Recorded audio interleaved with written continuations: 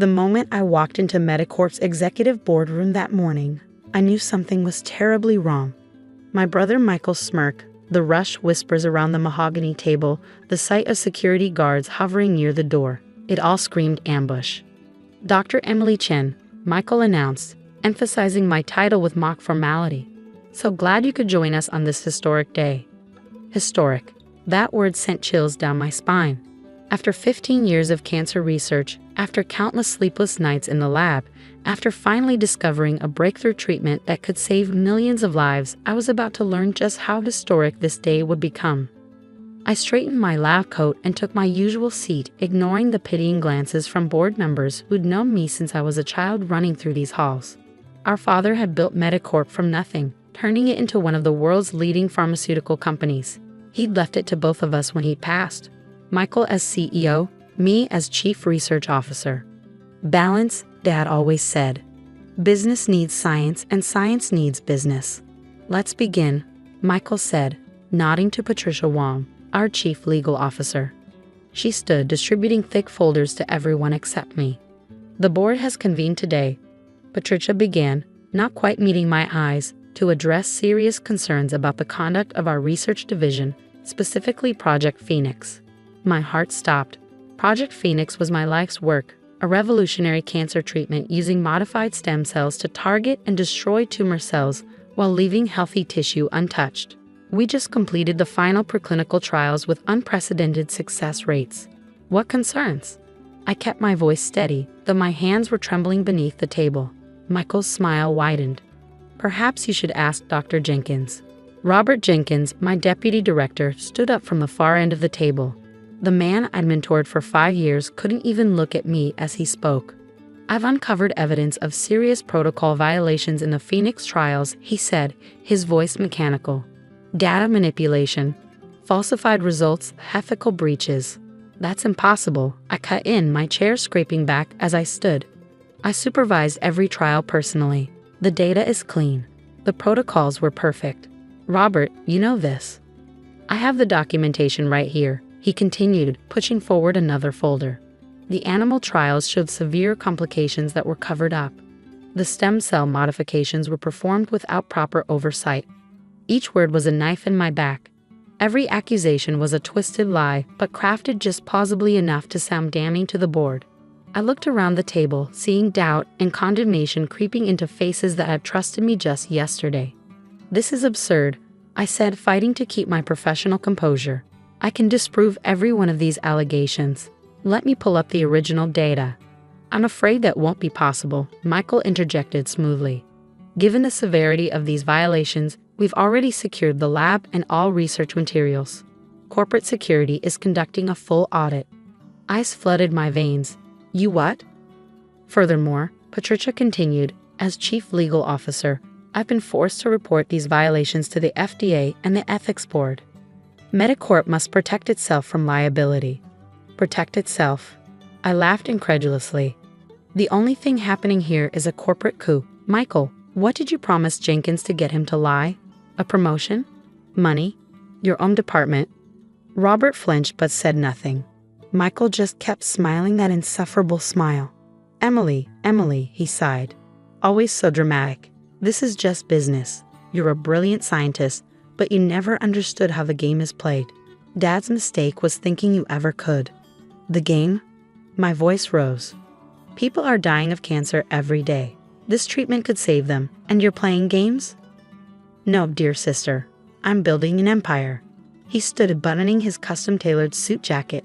"The board will now vote on the immediate termination of Dr. Emily Chen and the dissolution of Project Phoenix under its current leadership." "You can't do this," I protested. "I have contracts, patents pending. All intellectual property belongs to Medicorp," Patricia cut in. "Your employment contract is quite clear on that point." The vote was a formality. Within 15 minutes, everything I'd worked for was gone. Security escorted me to my lab, watching as I packed personal items into a cardboard box. My keycard was deactivated. My email shut down. 15 years of research, of hope, of potential lives saved, all of it now in my brother's control. But it wasn't until I got home that evening that I understood the full scope of his betrayal. A press release was already circulating. Medicorp announces revolutionary cancer treatment breakthrough. There was Michael, standing in my lab, holding up my research notes, claiming credit for my discovery. The article mentioned a new subsidiary company, Phoenix Pharmaceuticals, with Michael as CEO and Robert Jenkins as Chief Scientific Officer. They hadn't just stolen my job. They'd stolen everything. I sat in my dark apartment, the press release glowing accusingly on my laptop screen, and felt something inside me break, then reform, then harden into steel. Michael thought he knew how the game was played. He thought science was just data and protocols that could be stolen and repackaged. He was wrong. Because while he'd been learning the corporate game, I'd been learning something far more powerful, the truth about how things really worked, about what happened in the spaces between the data points, about the one crucial element in my treatment that I'd never written down, never documented, because some things you only kept in your head. My phone buzzed. A text from Sarah Martinez, my best friend since college and now a senior researcher at the FDA's Clinical Trials Division. "Emily, I just heard. Are you okay?" I stared at her message for a long moment, an idea taking shape in my mind. A dangerous idea. A career-ending idea, if I was wrong. But I wasn't wrong. "I need your help," I typed back. "But first, I have to tell you something about Project Phoenix that isn't in any of the research files." My brother had just started a war, but he'd launched his attack thinking he had all the weapons, all the power, all the knowledge. He was about to learn just how wrong he was. I opened my personal laptop, the one Michael didn't know about, and began writing. Everything I actually knew about the treatment, every real data point, every true protocol, and most importantly, the one critical secret that would make the difference between miracle cure and catastrophic failure. Michael wanted to play the game. Fine. But he was about to learn that in science, unlike business, there are no clever tricks, no shortcuts, no way to fake the truth. And the truth was about to become his worst nightmare. 6 months passed like a slow-motion nightmare. I watched from the sidelines as Michael paraded my research through every major medical conference and business news channel. Phoenix Pharmaceuticals' stock price soared. Investment poured in. The PR machine painted my brother as a visionary leader who'd spearheaded groundbreaking cancer research. Robert Jenkins became the face of the science, stumbling through technical explanations he barely understood. Each time I saw him on TV, botching the description of my life's work, I wanted to scream. But I waited, calculated, prepared. The phase I clinical trials begin next week, Sarah reported during our weekly secure video calls. She'd taken an enormous risk helping me. But as she said, science matters more than corporations. How many patients? I asked, although I already knew. I'd memorized every detail of their trial protocol. 50 initial subjects, she confirmed. All terminal cases who've exhausted other options. Michael's pushing for fast-track approval. He's already got investors lined up for global distribution. I nodded, making another note in my encrypted files. And the formulation? Exactly what you predicted. They're using the baseline stem cell modification protocol from your original documentation. No sign they've figured out the stability issue. The stability issue.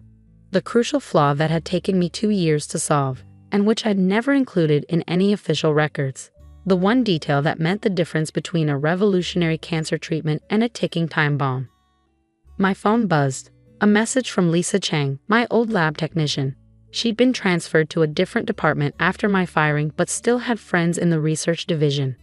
They're running final quality checks today and scheduled big press conference for Monday before first treatment, calling it the end of cancer. Hubris, thy name is Michael Chen. I opened my laptop and began composing emails. One to the FDA Board of Directors, one to the chief medical officers of every major hospital system in the country, one to the top pharmaceutical industry reporters at the Wall Street Journal, Bloomberg, and Reuters. Each email contained the same attachment, my complete, true research documentation, including the critical stability protocol that Michael's team had missed, along with proof that I was the original researcher, evidence of the corporate theft, and most importantly, the scientific explanation of exactly what would happen without the proper stabilization procedure. The modified stem cells wouldn't just fail to fight the cancer. They would trigger an aggressive autoimmune response that could kill the test subjects within days. Are you sure about this timing? Sarah asked during our final call. Once you send those emails, the trial starts Monday, I said firmly. Those are real people, real cancer patients. I won't let them be harmed just to prove a point. She nodded. The FDA will have to halt the trial as soon as they see this data. It's going to be a firestorm. Good. I hit send on the last email. Let it burn. The next 48 hours passed in a blur of controlled chaos. My phone started ringing minutes after I sent the emails. Reporters, regulators, hospital administrators, all demanding answers. I directed every call to my new lawyer, a brilliant woman recommended by Sarah who specialized in medical intellectual property cases. By Sunday night, the FDA had issued an emergency hold on the clinical trial. Phoenix Pharmaceuticals stock plunged in after-hours trading. And my brother finally called. What did you do? He snarled, his smooth corporate facade cracking. I protected the science, I replied calmly, and the patients. Something you should have thought about before stealing research you didn't understand. Didn't understand? I built a billion-dollar company from your little lab experiment. No, Michael, you built a house of cards, and now it's falling. I hung up and turned on the TV just in time to see the breaking news banner. FDA halts miracle cancer drug trial. Allegations of corporate theft and research fraud. Monday morning, instead of triumphantly launching his clinical trial, Michael faced a boardroom far different from the one where he'd orchestrated my downfall. Medicorp's directors had convened an emergency session, and this time, I was the one who'd come prepared. The facts are simple, my lawyer stated, laying out documents before each board member. Dr. Emily Chen is the sole inventor of this cancer treatment technology. Her work was stolen through corporate espionage, and worse, the current research team proceeded with human trials while missing critical safety protocols. These allegations are baseless, Michael interrupted, but his voice lacked its usual confidence. We have documentation. Falsified documentation, Robert Jenkins said quietly from the back of the room. All heads turned to stare at my former deputy. He looked ill. I can't do this anymore. Dr. Chen is telling the truth. Michael paid me to fabricate evidence against her. The research was all hers. The boardroom erupted in chaos. Patricia Wong was frantically flipping through legal documents. Several board members were already calling their brokers. And Michael looked like a man watching his empire crumble in real time. Let me be clear, I said, standing to address the board. I have no desire to destroy Medicorp. This company was our father's legacy, but I will not allow my research that could save millions of lives, to be corrupted by corporate greed. What do you want? Patricia asked wearily. Full restoration of my position and laboratory, complete control over Project Phoenix, and Michael's immediate resignation. You can't do this to me, Michael protested. I'm CEO. Not anymore, said Harrison Williams, our eldest board member and Dad's closest friend. The board votes unanimously to remove Michael Chen for cause, effective immediately. Emily, welcome back. Security escorted Michael out for the second time in an hour. The first had been at Phoenix Pharmaceuticals when the FDA shut down their offices. As he passed my chair, he hissed, "This isn't over." Yes, it is, I replied softly. You played the corporate game, Michael. I stayed true to the science. And in the end, you can't argue with the data. The next few months were a whirlwind of reconstruction. Under my leadership, Project Phoenix was rebuilt the right way. Every protocol verified, every safety measure quadruple checked. When we finally began clinical trials, real ones, this time, the results were everything I'd spent 15 years working toward. Michael tried to launch a competing company, but his reputation was destroyed. No one would invest in the man who'd nearly killed cancer patients for profit. Last I heard, he'd moved to Singapore, trying to rebuild far from the scandal. I kept Dad's photo on my desk in a restored lab, next to my framed copy of the first successful trial results. Balance, he always said. Business needs science and science needs business. He was right. But he forgot one crucial element, integrity. Without that, neither business nor science can stand.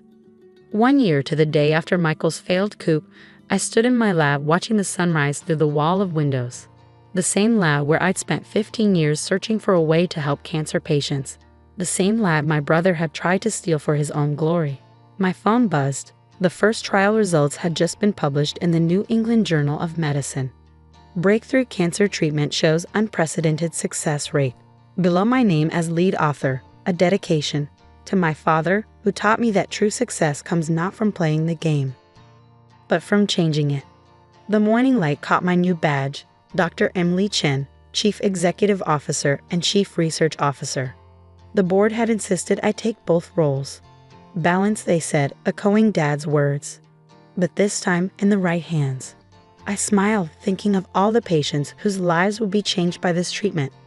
That was the real victory. Not over Michael, not over corporate greed, but for science, for truth, for hope. My brother had tried to play the game and lost everything. I'd stayed true to the science and gained something far more valuable, the chance to make a real difference in the world. Sometimes the best revenge isn't about destroying your enemies.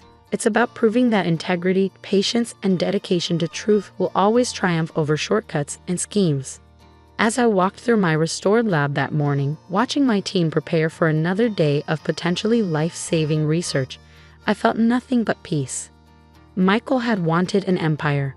I'd wanted to help people. In the end, we both got exactly what we deserved.